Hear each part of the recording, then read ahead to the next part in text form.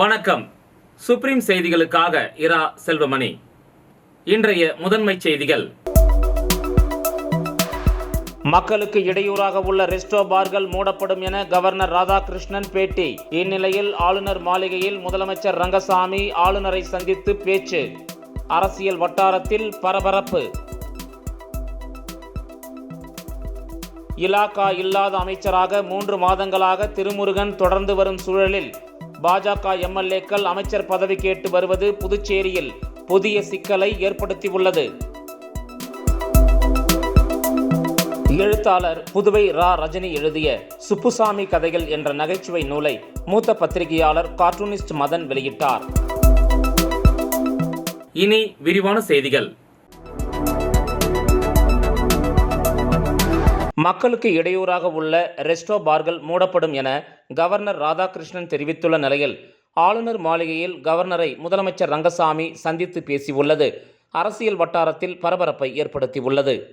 மக்களவைத் தேர்தலுக்கு பிறகு கடந்த சில நாட்களாக பாஜக எம்எல்ஏக்கள் தனியாக கூட்டம் நடத்தி துணைநிலை ஆளுநரை சந்தித்தனர். ரெஸ்டோ பார் விவகாரம் தொடர்பாக அமைச்சர் சாய்ஜே சரவணன்குமார் துணைநிலை ஆளுநரை சந்தித்தார். அதனைத் தொடர்ந்து மக்களுக்கு இடையூறாக உள்ள ரெஸ்டோ பார்கள் மூடப்படும் என கவர்னர் தெரிவித்திருந்தார். கவர்னரின் பேச்சு புதுச்சேரி அரசியலில் சலசலப்பை ஏற்படுத்தியது. இந்த நிலையில் ஆளுநர் மாளிகைக்கு சென்ற முதலமைச்சர் ரங்கசாமி கவர்னர் ராதாகிருஷ்ணனை சந்தித்து பேசியுள்ளார். அப்போது தலைமைச் செயலர் சரத் சௌகானும் உடனிருந்தார். மக்களுக்கு இடையூறாக உள்ள ரெஸ்டோ பார்கள் மூடப்படும் என கவர்னர் தெரிவித்திருந்த நிலையில் முதலமைச்சர் ரங்கசாமி கவர்னரை சந்தித்து பேசியுள்ளது அரசியல் வட்டாரத்தில் பரபரப்பை ஏற்படுத்தியுள்ளது.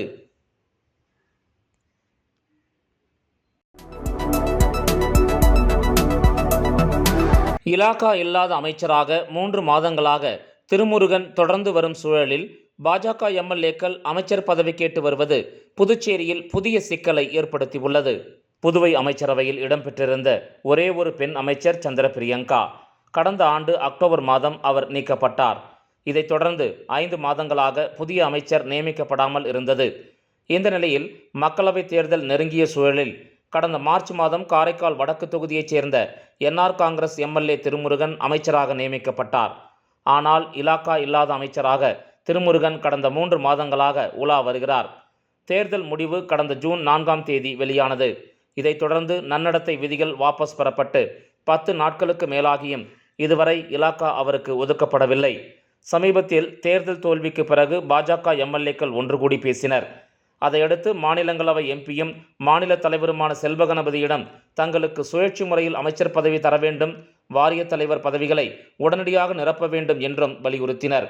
இல்லாவிட்டால் சட்டப்பேரவையில் ஆளும் அரசுக்கு எதிராக பேசும் நிலை ஏற்படும் எனவும் எச்சரித்துள்ளனர். இதனால் புதுவை அரசுக்கு புதிய சிக்கல் ஏற்பட்டுள்ளது.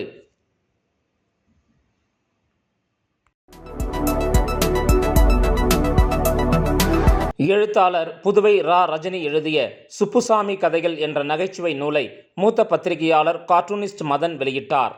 எழுத்தாளர் புதுவை ரா. ரஜினி எழுதிய சுப்புசாமி கதைகள் என்ற நகைச்சுவை நூல் வெளியீட்டு விழா சென்னை மயிலாப்பூர் கிளப் வளாகத்தில் நடைபெற்றது.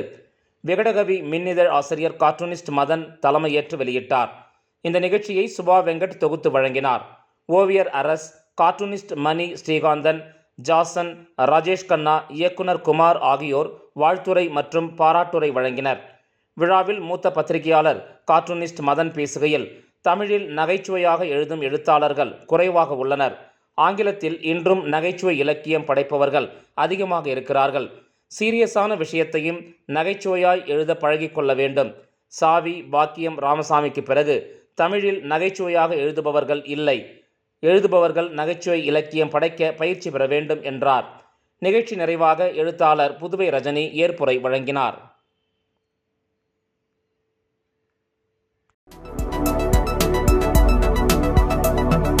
விழுப்புரத்தில் தமிழக உயர்கல்வித்துறை அமைச்சர் மற்றும் புதிதாக நியமிக்கப்பட்ட விழுப்புரம் தெற்கு மாவட்ட கழக பொறுப்பாளரை நேரில் சந்தித்து வாழ்த்து தெரிவித்த திமுக கவுன்சிலர்கள். விழுப்புரம் தெற்கு மாவட்ட கழக செயலாளரும் விக்கிரவாண்டி சட்டமன்ற உறுப்பினருமான புகழேந்தி கடந்த சில மாதங்களுக்கு முன்பு உடல்நலக் குறைவு காரணமாக உயிரிழந்தார். இதனைத் தொடர்ந்து தெற்கு மாவட்ட கழக செயலாளர் பதவி காலியாக இருந்து வந்தது. இந்த நிலையில் விக்கிரவாண்டி தொகுதிக்கு இடைத்தேர்தல் அறிவிக்கப்பட்ட நிலையில் அங்கு காலியாக இருந்த மாவட்ட செயலாளர் பதவியை பூர்த்தி செய்ய கள்ளக்குறிச்சி முன்னாள் நாடாளுமன்ற உறுப்பினர் டாக்டர் பொன் கௌதம சிகாமணியை தெற்கு மாவட்ட கழக பொறுப்பாளராக தலைமை அறிவித்தது. இதனைத் தொடர்ந்து விழுப்புரம் வடக்கு மாவட்ட செயற்குழு உறுப்பினர் ஆசிரியர் சீனி சின்னசாமி, திண்டிவனம் 17வது வார்டு நகரமன்ற உறுப்பினர் ரேணுகா இளங்கோவன், 19வது வார்டு நகரமன்ற உறுப்பினர் சரவணன் மற்றும் கிளைக்கழக செயலாளர் 33வது வார்டு குலோத்துங்கன், 29வது வார்டு ரவி, 17வது வார்டு அன்னை சந்தானம், முன்னாள் நகரமன்ற துணை செயலாளர் சாகுல் அமீத், வழக்கறிஞர் மோகன், முன்னாள் தோமுச துணைத் தலைவர் நந்தர் பாஷா, பாலாஜி, மதி, தினேஷ் பாபு, ஐயப்பன், 26வது வார்டு கிளைக்கழக பிரதிநிதி சரவணன், மேல் மாவிலங்கை சரவணன் உள்ளிட்டோர் விழுப்புரம் சண்முகாபுரம் காலனியில் உள்ள தெற்கு மாவட்ட கழக பொறுப்பாளர் டாக்டர் பொன் கௌதம சிகாமணியின் இல்லத்திற்கு நேரில் சென்று சால்வை அணிவித்து வாழ்த்து தெரிவித்தனர். முன்னதாக தமிழக உயர்கல்வித்துறை அமைச்சர் முனைவர் பொன்முடியை நேரில் சந்தித்து சால்வை அணிவித்து வாழ்த்து தெரிவித்தனர். மரக்காணத்தில் தடை செய்யப்பட்ட 75 கிலோ ஹான்ஸ் பறிமுதல் செய்யப்பட்டது. விழுப்புரம் மாவட்டம் மரக்காணம் பேரூராட்சிக்கு உட்பட்ட சால்ட் ரோடு பகுதியில் மளிகை கடை நடத்தி வருபவர் ஆனந்தராஜ். இவரது வீட்டில் தடை செய்யப்பட்ட ஹான்ஸ், குட்கா போதைப் பொருட்கள் பதுக்கி வைத்துள்ளதாக மரக்காணம் போலீசாருக்கு ரகசிய தகவல் கிடைத்தது. இதனைத் தொடர்ந்து இன்ஸ்பெக்டர் பாபு மற்றும் போலீசார் சம்பவ இடத்திற்கு சென்று ஆனந்தராஜனின் மளிகை கடை மற்றும் வீடு ஆகியவற்றில் சோதனை செய்தனர். ஆனந்தராஜ் வீட்டில் ஒரு பகுதியில் தடை செய்யப்பட்ட 75 கிலோ எடையுள்ள ஹான்ஸ், குட்கா போதைப் பொருட்கள் 5 மூட்டைகளில் இருந்துள்ளது. இதனை பறிமுதல் செய்த போலீசார் ஆனந்தராஜையும் காவல் நிலையம் அழைத்து வந்து விசாரணை மேற்கொண்டனர். அப்போது அவர் தனது மளிகை கடை மற்றும் மரக்காணம் மற்றும் சுற்று வட்டார பகுதிகளில் உள்ள பெட்டி கடைகளுக்கு குட்கா பொருள் விற்பனை செய்யப்பட்டதாக கூறியுள்ளார்.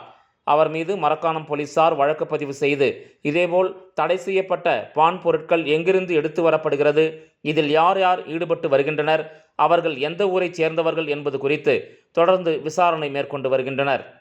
விளம்பர இடைவேளைக்கு பிறகு செய்திகள் தொடரும்.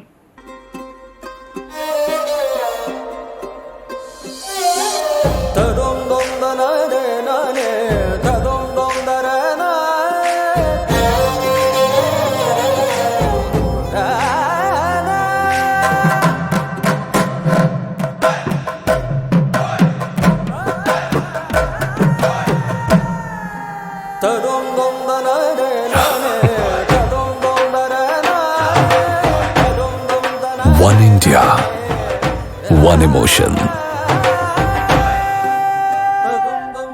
Weddings by Jose Alucas. செய்திகள் தொடர்கின்றன. புதுச்சேரி அருகே உள்ள பாரதியார் பல்கலைக்கூடத்தில் நிகழ்கலை நுண்கலை படிப்பில் சேருவதற்கான திறனறி தேர்வு ஜூன் 22ஆம் தேதி நடைபெறுகிறது. அரியாங்குப்பம் பாரதியார் பல்கலைக்கூட முதல்வர் அன்னபூரணி வெளியிட்டுள்ள செய்திக்குறிப்பில், பாரதியார் பல்கலைக்கூடத்தில் ஜூன் 22ஆம் தேதி காலை 10:30 மணிக்கு திறனறி தேர்வு தொடங்குகிறது என்றும், ஆகவே அன்று காலை 9 மணிக்கு பல்கலைக்கூட முதல்வர் அலுவலகத்தில் தேர்வர்கள் ஆஜராக வேண்டும். BBA இசை மற்றும் நடனத்தில் சேருவதற்காக விண்ணப்பித்தவர்களுக்கு திறனறி தேர்வானது இசை நடனத்தில் அவர்களின் திறமையை மதிப்பிடுவதற்காக கல்லூரியால் நடத்தப்படுகிறது. தேர்வில் அவர்களின் செயல்திறன் அடிப்படையில் தகுதி மதிப்பெண் பட்டியலிடப்படும். சென்டாக் வழங்கிய +2 அல்லது அதற்கு சமமான தேர்ச்சி மற்றும் கல்லூரியில் பெற்ற மதிப்பெண் தகுதி பட்டியல் இறுதியாக எடுத்துக்கொள்ளப்படும். இளங்கலை நுண்கலை BFA சேர்க்கைக்கு விண்ணப்பித்தவர்கள் ஓவியம், சிற்பம், பயன்பாட்டு கலை மற்றும் வடிவமைப்பு ஆகிய 4 சிறப்பு பிரிவுகளில் ஏதேனும் ஒன்றை தேர்வு செய்யலாம். இசையில் இளங்கலை நிகழ்கலை BBA சேர்க்கைக்கு விண்ணப்பித்த விண்ணப்பதாரர்கள் வாய்ப்பாட்டு, வீணை, வயலின், மிருதங்கம், தவில், நாதஸ்வரம் ஆகிய 6 சிறப்பு பிரிவுகளில் ஏதேனும் ஒன்றை தேர்வு செய்ய வேண்டும். நடனத்தில் இளங்கலை நிகழ்கலை BBA சேர்க்கைக்கு விண்ணப்பித்த விண்ணப்பதாரர்களுக்கு பரதநாட்டியம் முக்கிய பாடமாக ஒதுக்கப்படும் என குறிப்பிடப்பட்டுள்ளது. விநாயகா மிஷன் ஆராய்ச்சி நிறுவனத்தின் அலைடு ஹெல்த் சயின்ஸ் துறையின் சார்பில் உலக சுற்றுச்சூழல் வாரம் தொடக்க விழா நடைபெற்றது. விநாயகா மிஷன் ஆராய்ச்சி நிறுவனத்தின் புதுச்சேரி வளாகத்தில் உள்ள அலைடு ஹெல்த் சயின்ஸ் துறையின் சுற்றுச்சூழல் மன்றம் சார்பில் இகோ வேரியர்ஸ் 2024 மைய பெயரை கொண்டு முதலாம் நாள் இகோ லா ரோபா 24 தொடங்கப்பட்டது. விநாயகா மிஷன் பல்கலைக்கழகத்தின் வேந்தர் டாக்டர் எஸ் கணேசன் அவர்களின் அறிவுறுத்தலின்படி அலைடு ஹெல்த் சயின்ஸ் கல்லூரிகளின் டீன் பேராசிரியர் டாக்டர் செந்தில்குமார் வழிகாட்டுதலின்படி நிகழ்ச்சி நடத்தப்பட்டது.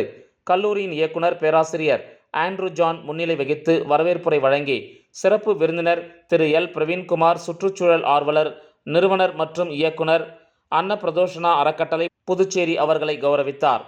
இகோ வாரியர்ஸ் 2024 பதாகை சிறப்பு விருந்தினரால் திறந்து வைக்கப்பட்டது. மாணவர்கள் பழைய மற்றும் மறுசுழற்சி செய்யப்பட்ட பொருட்களால் செய்யப்பட்ட இகோ ஃபேஷன் விழாவில் நிலையான ஆடைகளின் முக்கியத்துவத்தை குறிக்கும் வகையில் ஒரு சிறந்த ஃபேஷன் ஷோவை நடத்தினர். இப்போட்டியில் கிட்டத்தட்ட 17 அணிகள் கலந்து கொண்டன. சிறப்பு விருந்தினர் திரு எல் பிரவீன்குமார் அவர்கள் நில மீட்பு, பாலைவனமாக்கல் மற்றும் வறட்சியை எதிர்க்கும் தன்மை பற்றி உரை நிகழ்த்தினார். நன்றி உரையை திரு எஸ் சந்தோஷ், உதவி பேராசிரியர், சுற்றுச்சூழல் மன்றத்தின் ஆசிரிய ஆலோசகர் வழங்கினார். இகோ ஃபேஷன் விழா சிறப்பு விருந்தினரால் பெரிதும் பாராட்டப்பட்டது. பசுமை விழிப்புணர்வு சொற்பொழிவில் 150க்கும் மேற்பட்ட மாணவர்கள் பயனடைந்தனர். இந்த நிகழ்ச்சியை சுற்றுச்சூழல் மன்றத்தின் ஆலோசகர்கள் Thiru S Santhosh, doctor S Nithya, Glory Merlin, Sivasankari மற்றும் சுற்றுச்சூழல் மன்ற மாணவர்கள் சிறப்பாக செய்திருந்தனர். சஞ்சீவி நகர் திரௌபதி அம்மன் கோயில் பிரம்மோற்சவத்தை முன்னிட்டு நடந்த தீமிதி திருவிழாவில் ஏராளமான பக்தர்கள் தீமிதித்து நேர்த்தி கடன் செலுத்தினர். புதுச்சேரியை அடுத்த சஞ்சீவி நகரில் உள்ள சஞ்சீவி விநாயகர், செங்கழு நீரம்மன், திரௌபதி அம்மன், கங்கையம்மன் கோயில்களின் பிரம்மோற்சவ விழா கடந்த வாரம் துவங்கியது. இதையொட்டி கடந்த 11ஆம் தேதி கங்கை அம்மனுக்கும் மாரியம்மனுக்கும் கூழ்வார்த்தல் நிகழ்ச்சி நடைபெற்றது. தொடர்ந்து அன்று மாலை சடல் உற்சவம் நடைபெற்றது. 14ஆம் தேதி இரவு 8 மணிக்கு அர்ச்சுனனுக்கும் திரௌபதி அம்மனுக்கும் திருக்கல்யாணமும், 15ஆம் தேதி இரவு கிருஷ்ணன் ரதம் செலுத்தும் அர்ச்சுனன் திரௌபதி அம்மன் வீதி உலாவும், 16ஆம் தேதி காலை 6 மணிக்கு அர்ச்சுனன் தபசு ஏறுதலும் நடைபெற்றது. அன்று இரவு 10 மணிக்கு கிருஷ்ணன், அர்ச்சுனன், திரௌபதி அம்மன் வீதி உலா மற்றும் அரவான் கடைவலி நிகழ்ச்சி நடைபெற்றது. இந்த நிலையில் முக்கிய நிகழ்வாக நேற்று இரவு 8 மணிக்கு தீமிதி திருவிழா நடைபெற்றது. இவ்விழாவில் திரளான பக்தர்கள் கலந்து கொண்டு தீமிதித்து தங்களது நேர்த்திக்கடனை செலுத்தினர். இதில் சுற்று வட்டாரத்தைச் சேர்ந்த ஏராளமான பக்தர்கள் பங்கேற்று சாமி தரிசனம் செய்தனர். இதனைத் தொடர்ந்து பெண்கள் அங்க பிரதட்சணம் செய்து வேண்டுதலை நிறைவேற்றினர். மேலும் இரவு இன்னிசை நிகழ்ச்சி மற்றும் கிராம தெருக்கூத்து நிகழ்ச்சியும் நடைபெற்றது. இதனை திரளான பொதுமக்கள் கலந்து கொண்டு பார்த்து ரசித்தனர். இவ்விழாவிற்கான ஏற்பாடுகளை கிராம பஞ்சாயத்தார் மற்றும் பொதுமக்கள் செய்திருந்தனர். விழுப்புரம் மாவட்டம் திண்டிவனத்தை அடுத்த செண்டூர் கிராமத்தில் எழுந்தருளி உள்ள திரௌபதி அம்மன் கோயிலில் அக்னி வசந்த பெருவிழாவின் 9ஆம் நாள் நிகழ்ச்சியான தீமிதி உற்சவம் நடைபெற்றது. கடந்த 8ஆம் தேதி துவங்கிய திருவிழாவில் 8ஆம் நாள் நிகழ்ச்சியாக கர்ணன் கண்ட கண்ணனின் காட்சி, கர்ண மோட்சம் என்ற வைபவம் நடைபெற்றது. இதனைத் தொடர்ந்து 9ஆம் நாள் நிகழ்ச்சியான தீமிதி உற்சவம் நடைபெற்றது.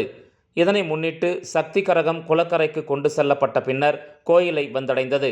தொடர்ந்து கோயில் வளாகத்தில் அமைக்கப்பட்ட தீக்குண்டத்தில் சக்தி கரகம் முதலிலும், அதனைத் தொடர்ந்து திரௌபதி அம்மன் உள்ளிட்ட சுவாமிகள் இறங்கியவுடன் விரதமிருந்த பக்தர்கள் தீமிதித்து நேர்த்திக் கடனை செலுத்தினர். தீமிதி திருவிழாவை முன்னிட்டு கோயில் வளாகத்தில் உள்ள விநாயகர் மற்றும் மூலவர் திரௌபதி அம்மன் சந்தனக்காப்பு அலங்காரத்தில் பக்தர்களுக்கு காட்சியளித்தார். இதில் திரளான பக்தர்கள் கலந்து கொண்டு சாமி தரிசனம் செய்தனர். சன்னியாசிக்குப்பம் அரசு நடுநிலைப் பள்ளியில் மாணவர்களுக்கு இலவச சீருடை மற்றும் பாடப்புத்தகத்தினை அங்காளன் எம்எல்ஏ வழங்கினார். புதுச்சேரி சன்னியாசிக்குப்பம் அரசு நடுநிலைப் பள்ளியில் மாணவர்களுக்கு இலவச சீருடை மற்றும் பாடப்புத்தகம் வழங்கும் விழா நடைபெற்றது. இதில் ஆசிரியை சுதா மகேஷ் வரவேற்புரையாற்றினார். ஆசிரியை கிருத்திகா நிகழ்ச்சியை தொகுத்து வழங்கினார். தலைமை ஆசிரியர் டேனியல் அந்தோனிராஜ் லியோ தலைமை தாங்கினார். இதில் திருபுவனை தொகுதியின் சட்டமன்ற உறுப்பினர் அங்காளன் சிறப்பு விருந்தினராக கலந்து கொண்டு பள்ளி மாணவர்களுக்கு இலவச சீருடை மற்றும் பாட புத்தகங்களை வழங்கினார். மேலும் பள்ளிக்கு 17 லட்சம் ரூபாய் மதிப்பிலான 3 வகுப்பறைகளை கட்டித்தருவதற்கான ஏற்பாடுகளை செய்துள்ளதாக அவர் அறிவித்தார். நிகழ்ச்சி நிறைவில் ஆசிரியை செந்தமிழ்ச்செல்வி நன்றி கூறினார். மீண்டும் முதன்மை செய்திகள். மக்களுக்கு இடையூறாக உள்ள ரெஸ்டோ பார்கள் மூடப்படும் என கவர்னர் ராதாகிருஷ்ணன் பேட்டி. இந்நிலையில் ஆளுநர் மாளிகையில் முதலமைச்சர் ரங்கசாமி ஆளுநரை சந்தித்து பேச்சு. அரசியல் வட்டாரத்தில் பரபரப்பு. இலாகா இல்லாத அமைச்சராக 3 மாதங்களாக திருமுருகன் தொடர்ந்து வரும் சூழலில் பாஜக எம்எல்ஏக்கள் அமைச்சர் பதவி கேட்டு வருவது புதுச்சேரியில் புதிய சிக்கலை ஏற்படுத்தியுள்ளது. எழுத்தாளர் புதுவை ரா ரஜினி எழுதிய சுப்புசாமி கதைகள் என்ற நகைச்சுவை நூலை மூத்த பத்திரிகையாளர் கார்ட்டூனிஸ்ட் மதன் வெளியிட்டார். இந்த செய்தி அறிக்கை இத்துடன் நிறைவு பெறுகிறது. வணக்கம்.